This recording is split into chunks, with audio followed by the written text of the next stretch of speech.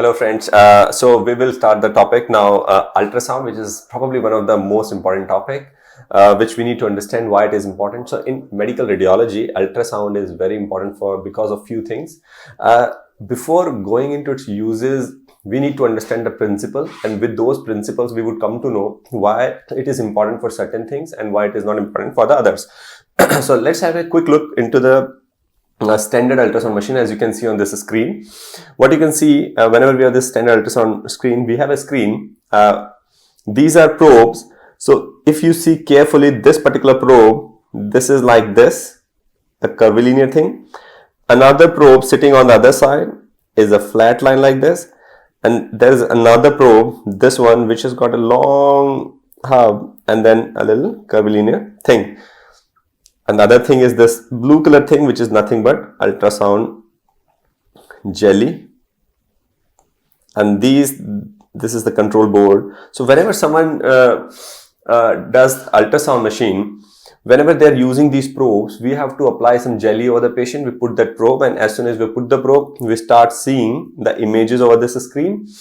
And whatever images we see it in the real time. And this is because of these factors of convenience, that as soon as I put the probe over the patient's tummy or anywhere, I start seeing the images, and whatever images I see them in real time. Makes this ultrasound machine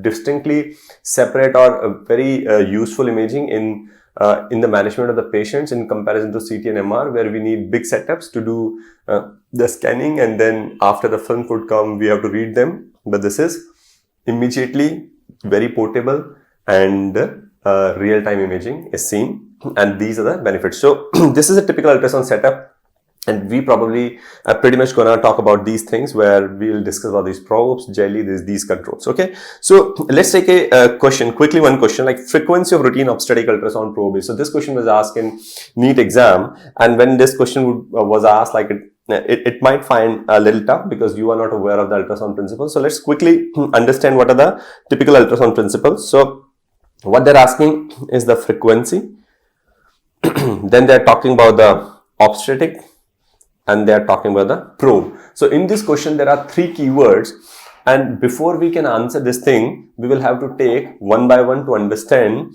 how come a type of probe can affect the type of examination, and a type of frequency can affect type of examination. So let's come to these points. Let's begin with the probe. So if I show you this image, these are the typical ultrasound probes.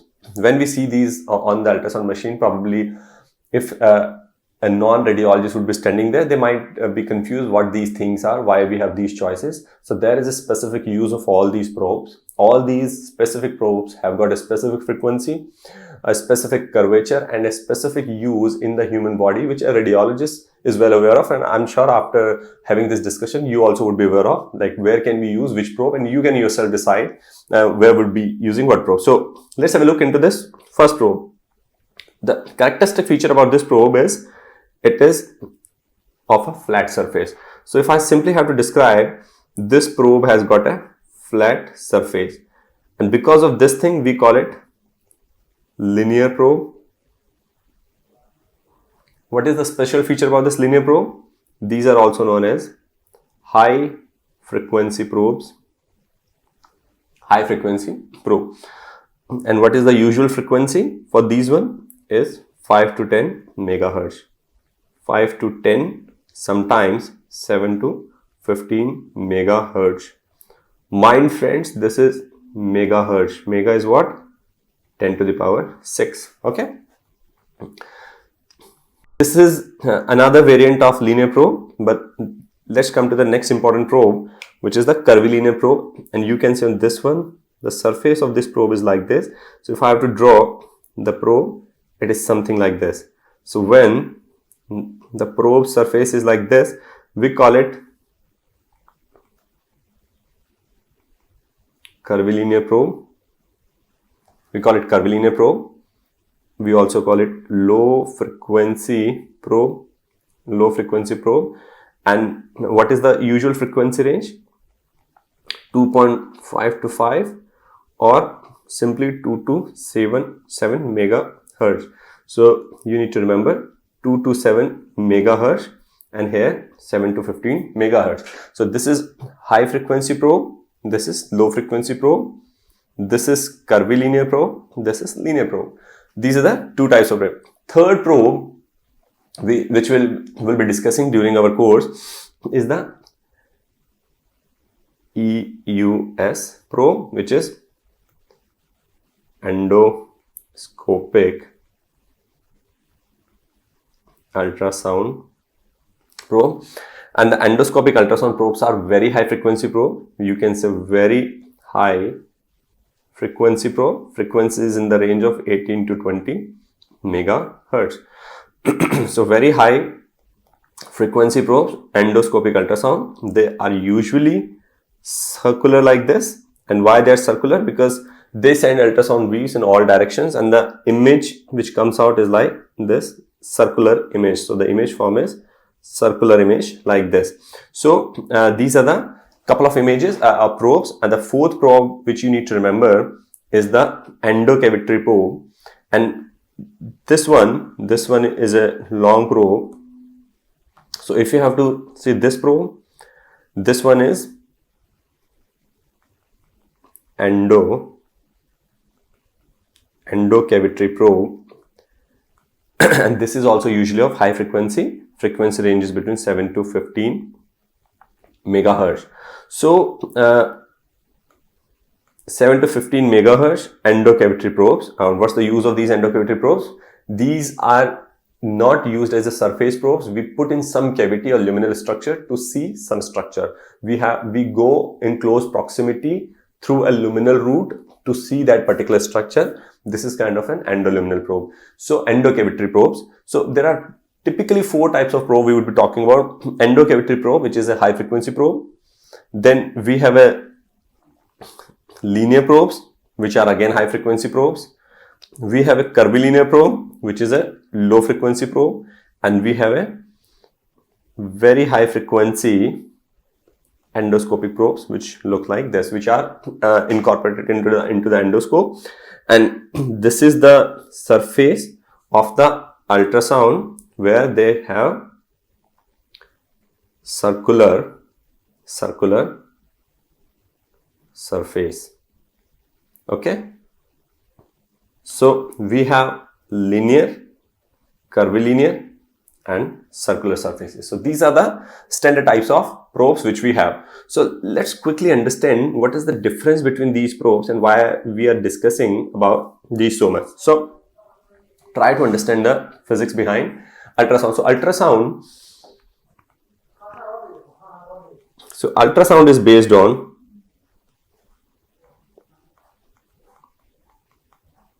piezoelectricity, and that's the principle of ultrasound. You need to remember this. Piezoelectricity is the principle of ultrasound. What happens? Piezoelectric crystal, for example, if this is a piezoelectric crystal, when electricity pass through them, they vibrate, change their shape or vibrate, and which generates ultrasound waves. And this generates ultrasound waves like this. Ultrasound waves are longitudinal waves. These ultrasound waves go into the body and they return echoes. These echoes go there, vibrate the crystal, and generate the electricity. So what do we call it? This is pulse given and this is echo received. So simply pulse echo generation by piezoelectric crystals. Pulse echo generation by piezoelectric crystal. And if I have to ask, name few crystals which are piezoelectric crystals, the naturally occurring is quartz, and which one is the synthetic? Is the plumbum zirconium titanate, plumbum zirconium titanate, or PZT. Plumbum is nothing but lead. So lead zirconium titanate, PZT are the synthetic, and this one is the most commonly used crystals. Nowadays we don't use naturally occurring crystals. So if someone asks, principle of ultrasound is pulse echo generation by using piezoelectric crystals, and what is the most common piezoelectric crystal used? It is plumbum zirconium titanate or lead zirconium titanate. These crystals are present within the probe, and now how these probes are different from each other? The crystal and principles are same for all the probes. The only difference between these probes are frequency, and because of the frequency difference, we have given them a different shape based on their uses. So if I have to talk about the most basic types of probes, so first take the linear probe, and another is the curvilinear probe. So if these are the standard probes, linear and curvilinear probes, and if I have to ask the difference between the two, this is linear, curvilinear, high frequency, low frequency, 7 to 15 megahertz, 2 to 5 megahertz. We already have discussed this much.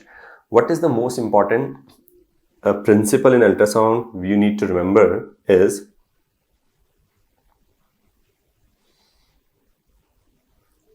penetration is inversely proportional to frequency. Penetration is inversely proportional to frequency, while resolution is proportional to frequency. Resolution is proportional to frequency, penetration is inversely proportional to frequency. These are two very important principles you need to remember based on this pulse echo sequence. So pulse echo generation by using piezoelectric crystals lead to some ultrasound waves or generation of signal, electric signal. That signal is based on the frequency of those waves generated, and those frequencies lead to difference in the resolution and penetration based on these principles, where if we increase the frequency, resolution increases, but if we increase the frequency, the penetration of that beam or that pulse given would be lesser. And why this happens? Because when we send the pulse of the lesser frequency, it goes into the deeper part, but when the echoes are generated, those echoes, while coming back from the body, gets dissipated by absorption, deflection, refraction, multiple interactions, they get weaker. So if the frequency is higher and the pulse echo is going only lesser deeper, if they will come lesser deeper, a lesser loss of signal would be there and the image quality would be better. But if we will send the signal deeper into the human body, when that signal will be coming back from the body to ultrasound, the signal would be of lesser quality because it will be attenuated, it will be less remarkable, and it will lead to lesser resolution of the film. So these two probes are based on that principle. So whenever we are using higher frequency, it leads to better resolution. It is lesser resolution. However, it will be lesser penetration, and this is deeper penetration. So if we apply that principle, and if I simply ask you, if we have to scan deeper structure. Which probe you will prefer? If we have to see deeper structures in body, what structure, which probe you will use? So the important thing which you need to remember, friends, is the first thing which we need to do is generation of image, and the second thing would be focusing on the resolution. If we really want to see the deeper structure, we will have to use a probe where deeper penetration is there. So curvilinear. And while if we have to see superficial parts, which probe you will use? Linear. Why? Because to see superficial parts, we can use both probes, the curvilinear and linear, because we do not need that amount of penetration, and both can solve the purpose. But out of the two, if penetration is not a problem, which probe we will prefer? That probe which will give us more resolution. So linear is preferred. So that's why we will use linear probe. Okay. Now the third type of probe comes the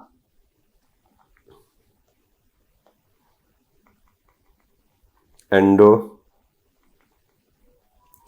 probes. What do you mean by endocavity probes? In this thing, the probes would be something like this.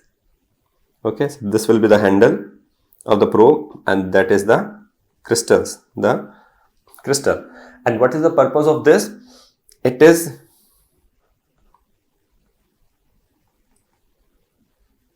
trade-off the depth and resolution. What does that mean? We can use higher frequency for deeper structures. Okay, so these three things you need to remember. What is the basic difference between the linear, curvilinear and endocavity probes? That linear probes are used for superficial parts, deeper use for curvilinear. But if we have to use higher resolution probe because we want to see that structure better, but that structure is deeper, we will use the endocavity probes where we can use the higher frequency for the deeper structure. So these are the three basic types of probe.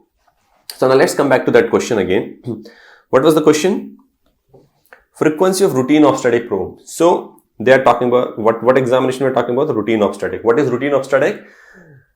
We are examining the fetus inside the uterus, and where does the uterus lies within the body? It's quite deep into the lower abdomen. It is not something along the superficial structure. If I have to ask what are the superficial structure, on my hand, these vessels which I can see, the radial artery, radial veins, let's say this is thyroid gland. If someone asks me the submandibular glands, parotid glands, the eye, these things are superficial structures. If someone say there is a swelling in the chest wall, that is superficial because something coming in contact with the skin is a superficial. But if someone asks what are the deeper structures, so let's say someone talks about the left atrium, someone is talking about pancreas, which is very deep into the abdomen, then liver is that big an organ. So if liver is that thick and even the spleen is that wide, even if it's a superficial, one of the portion is superficial because of the thickness, it's a deeper structure. It will be counted as deeper structure. Kidneys that are deeper, uterus, urinary bladder, these are deep inside the body, inside the trunk and the abdomen.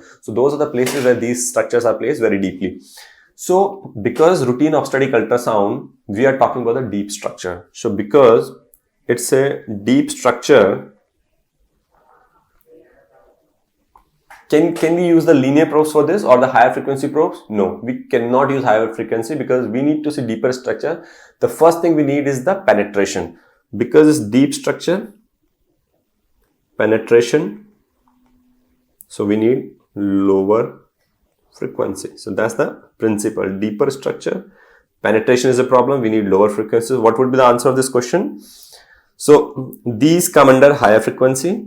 This is very low frequency, the image. So out of the two, Out of the two, they both are low frequency, but if we can use two low frequency probes, we will prefer the higher frequency one because that will give us little more resolution. So answer for this question would be 3.5 to 7 megahertz. So answer for this question would be 3.5 to 7 megahertz for the routine obstetric ultrasound. If someone would replace this question for, let's say, TVS ultrasound, if someone say TVS ultrasound, transvaginal ultrasound, if they talk about, then what probe we will use? Then the answer for this question will be endocavity probe.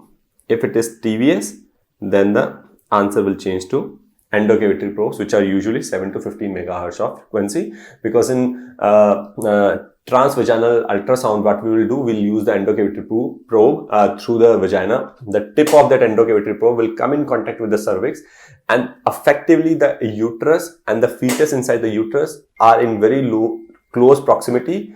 Penetration is not a problem. If penetration is not a problem, we can afford to have higher frequency. That's why if this question would have been asked for the TVS, the answer would have been 7 to 15. But for routine obstetric ultrasound, we just put the probe transabdominally and we examine this thing. Alright. So these are the basic types of probes. These are the principles of ultrasounds. And these are the places where we use these ultrasound. Piezoelectric crystal, we already have talked about the principles of piezoelectricity. Okay. Now let's come to the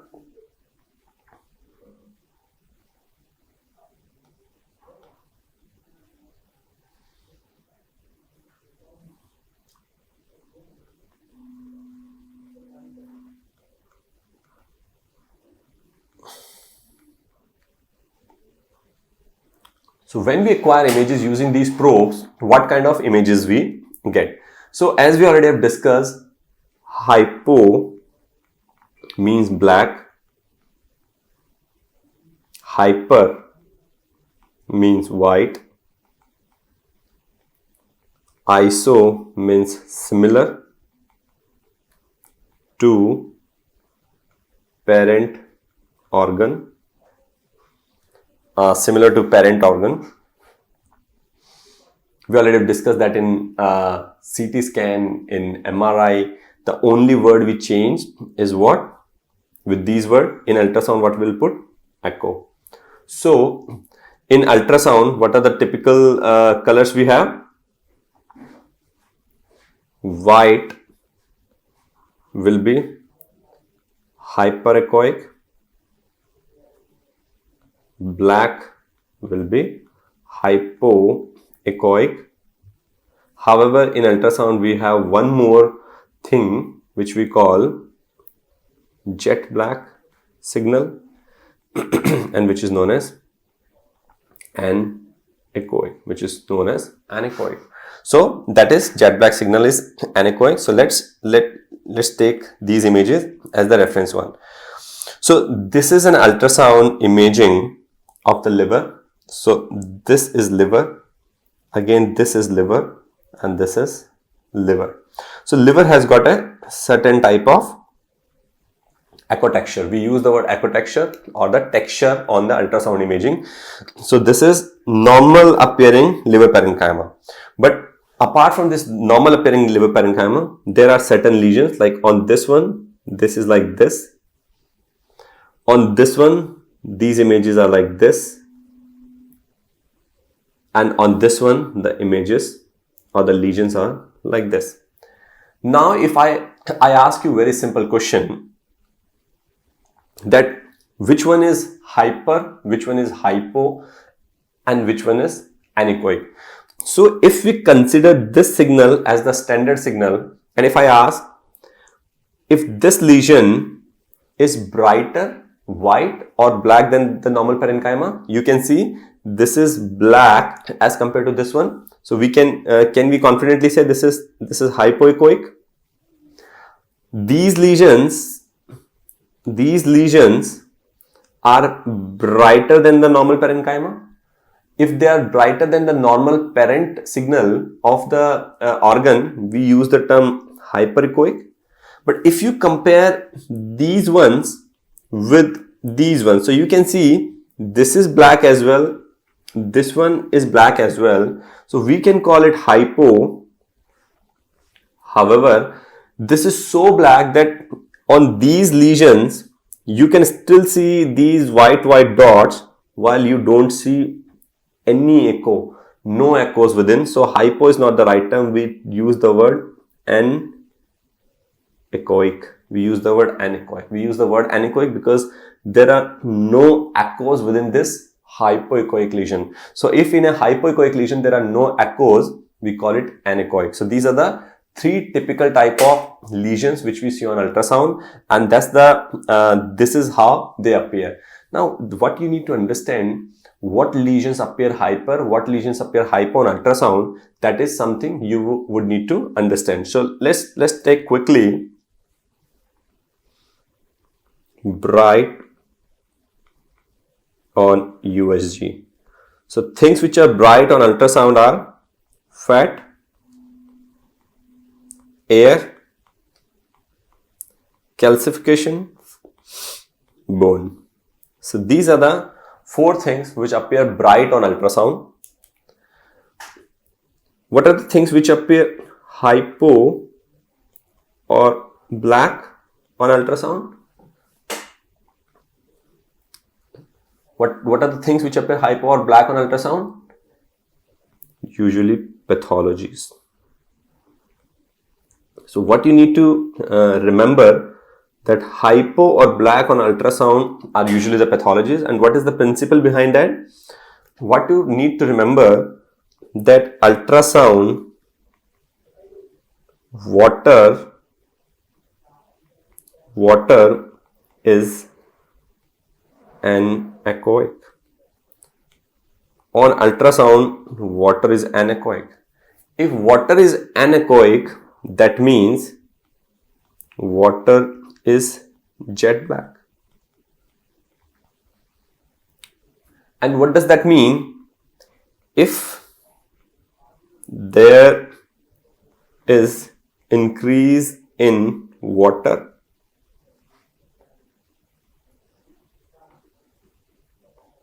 lesion will appear hypoechoic as compared to parent organ. Alright, if lesion will appear hypoechoic as compared to parent organ, if there is increase in water. And what are the lesions where you see increase in the water content? So malignancies, increased cells, increased net amount of water, infection, inflammation, increase vasogenic edema. So what we can decipher from here, that malignancies, infection, inflammation should appear hypoechoic. And this is what you need to remember in ultrasound. This is very important principle of ultrasound, because water is the jet black thing. So fluid in ultrasound appears jet black, and wherever there would be increase in fluid, that particular area will appear hypoechoic, and that is the basis of doing ultrasound scanning. There are other things will appear white, like fat, as we have just discussed. These things will appear bright. So if there would be these things, they will appear bright, but most of the pathologies should appear hypoechoic. So the pathologies will appear hypoechoic. All right. So what does it? So let's apply this principle. So a very commonly asked question, which has been asked many times: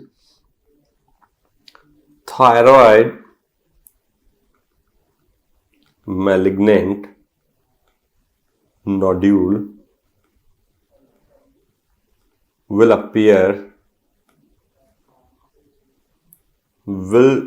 show on ultrasound all except microcalcification,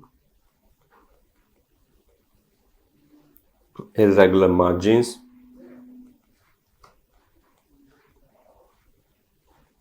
hyperechoic, hypoechoic.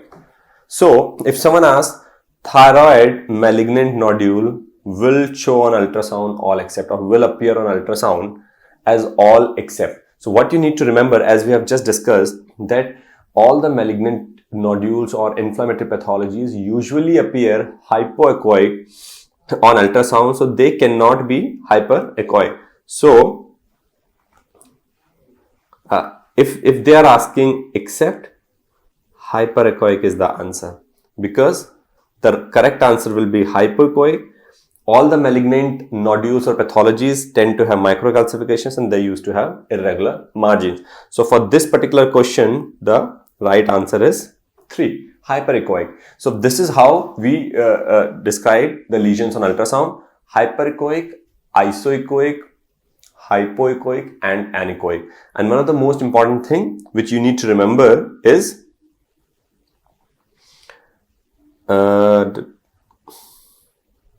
this one, that on ultrasound water is anechoic.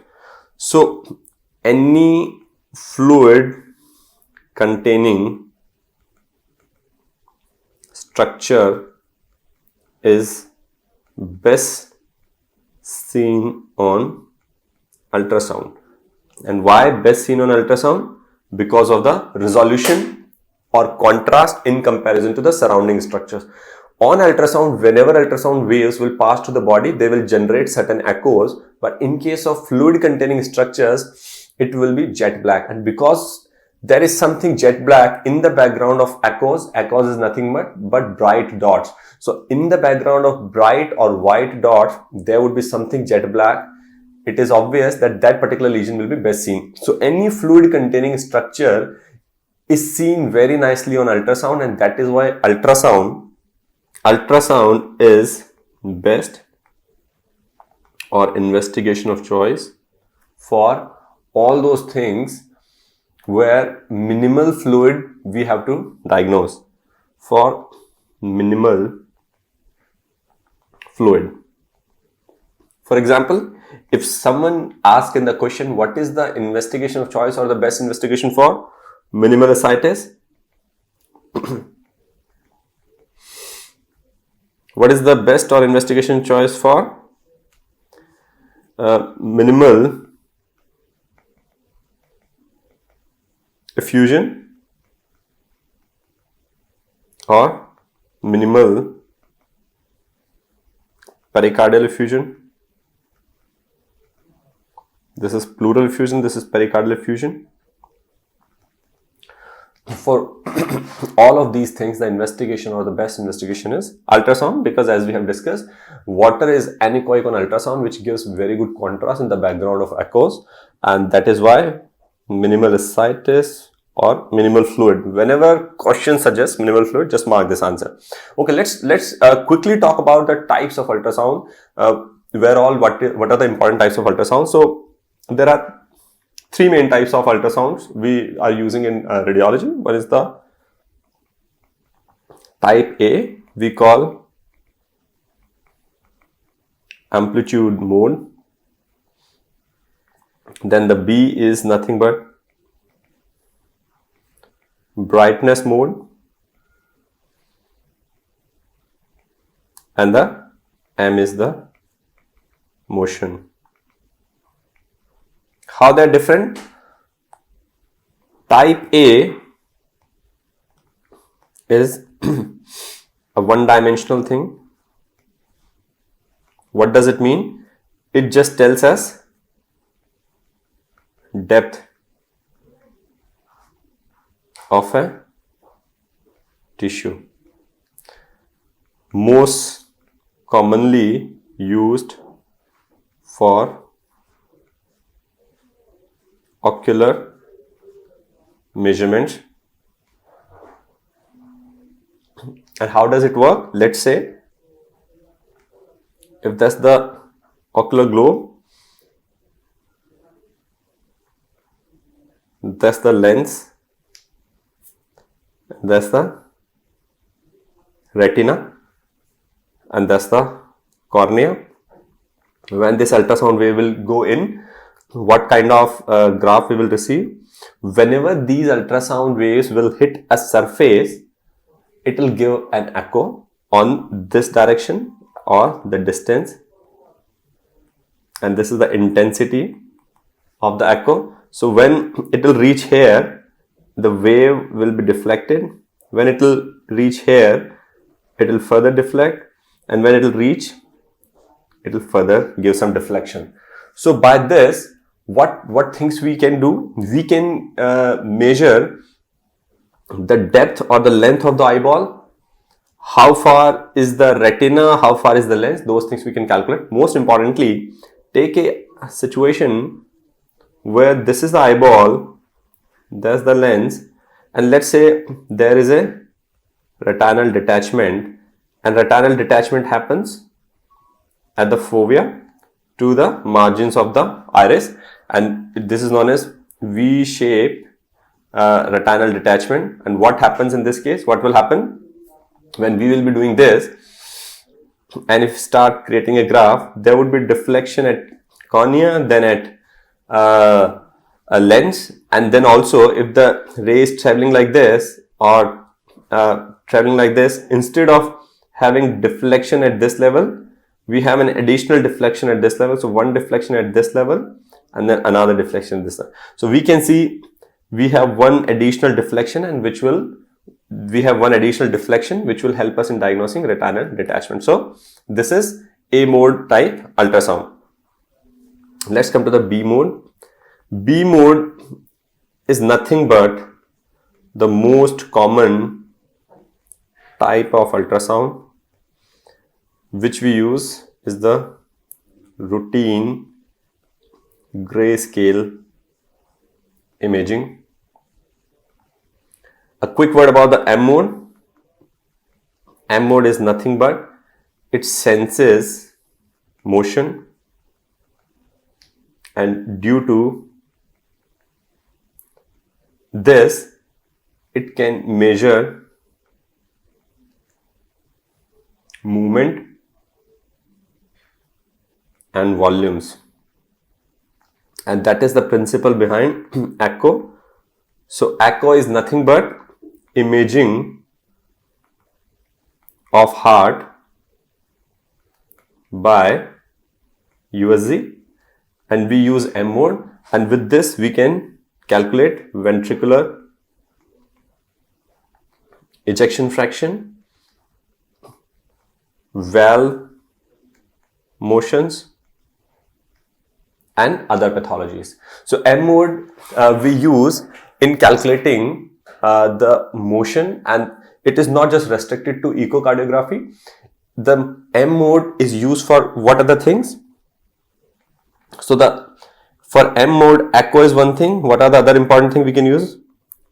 Fetal cardiac activity. Fetal cardiac activity. To measure fecal cardiac activity, if it is present or absent, we use M mode. Where else we use M mode? We also use it for pneumothorax. So pneumothorax, fetal, and imaging of heart, these are the things where we use M mode. What is the thing we see on pneumothorax? We will discuss this in the thorax as well, but the normal patients show seashore sign.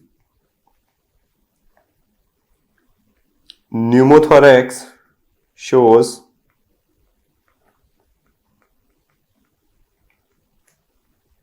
stratosphere / barcode sign on M mode ultrasound. Okay, so this is very important question.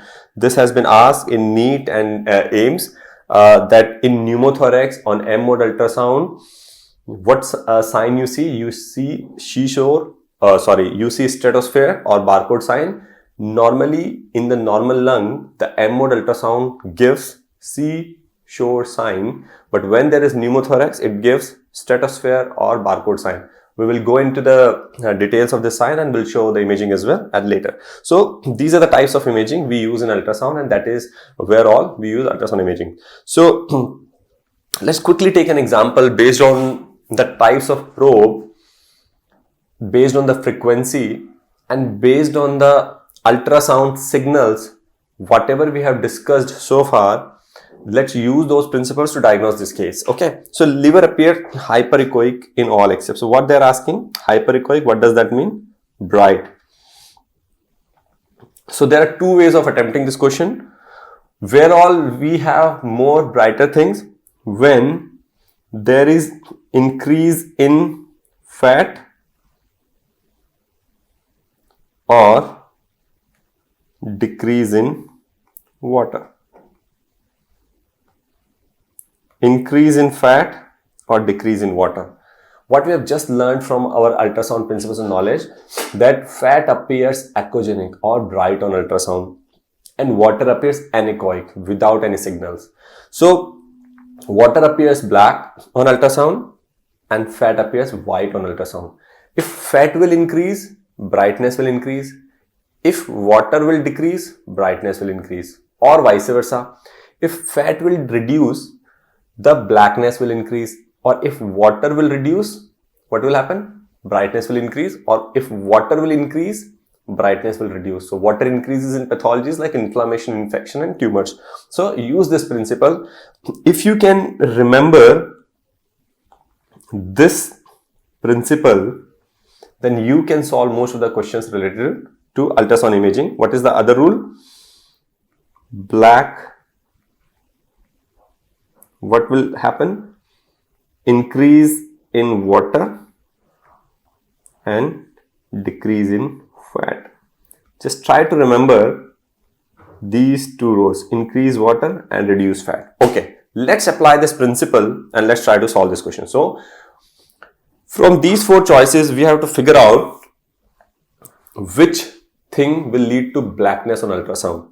So the question is asking hyperechoic in all except. So let's take one by one. Fatty liver. What do you mean by fatty liver? Fat deposition in the liver. When fat deposition will increase, what rule will apply? Increase in fat will lead to increase in brightness. So what will happen? Increase brightness. Let's take the deposition disease. What do you mean by deposition disease? Deposition disease means when there is iron, fat or something else gets deposited into the normal liver parenchyma. So let's say there is iron deposition in case of hemolytic anemias, or copper deposition in Wilson's disease. So there are lesions and similarly fat deposition in fatty liver. So a lot of deposition disease are there. What happens where they get deposited? There is normal hepatic triads, portal triads, where hepatocytes are there and normal liver cells are there. If anything will deposit into the liver parenchyma, the number of cells in the liver will reduce. And you know, any organ which is composed of multiple cells, the 70% part of the cell is made up of water. So when some compound which will get deposited into the liver and will replace that cell by a single compound, the net amount of water will reduce in that area of the liver, or maybe diffuse in the liver. So in any deposition disease, what will happen? Decrease in water. And what does that mean? Increase brightness. All right. So let's take it.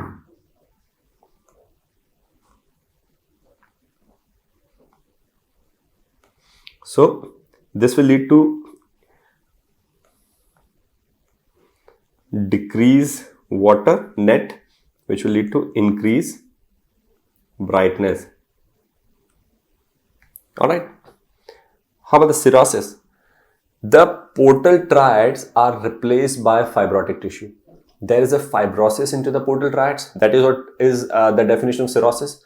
There will be loss of normal hepatocytes. If there would be loss of normal hepatocytes, net amount of water in that area will reduce. So decrease water will lead to increase brightness. Okay, so what was the question? They were asking liver appears hyperechoic in all except. So as of now, liver is appearing bright here. Liver is appearing bright here, and bright here. Let's take the fourth choice, acute hepatitis. So what is happening in acute hepatitis?